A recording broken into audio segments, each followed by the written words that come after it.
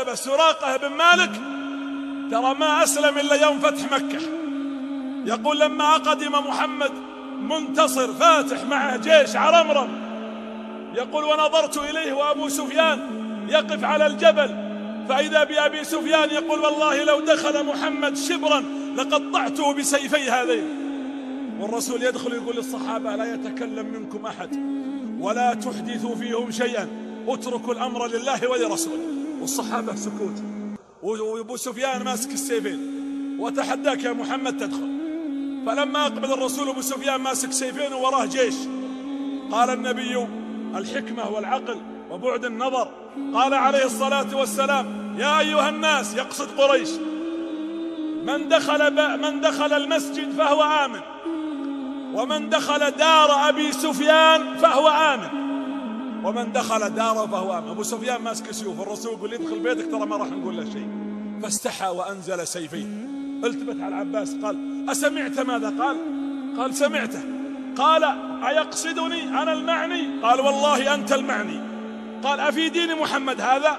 هل محمد ينزل الناس منازلهم؟ قال العباس نعم. فقام سراقة والتفت للحوار بين اثنين، قال أشهد أن لا إله إلا الله وأن محمد رسول الله.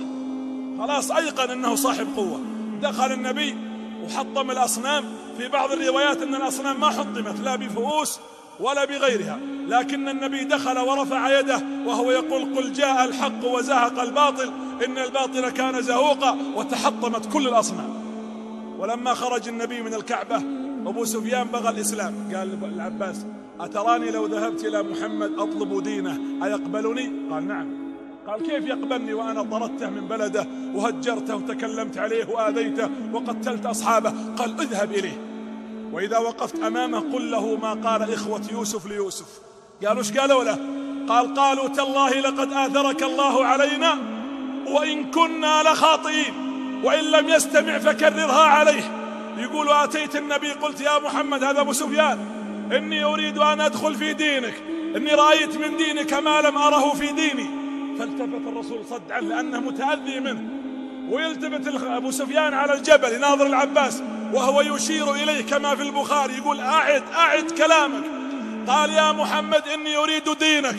ثم قال أقول لك ما قال إخوة يوسف ليوسف، تالله لقد آثرك الله علينا وإن كنا لخاطئين. ثم كررها ثلاثا ودمعت عيناه عليه الصلاة والسلام، ثم رفع رأسه وقال كلمته الشهيرة المدوية لا تثريب عليكم اليوم يغفر الله لكم وهو أرحم الراحمين.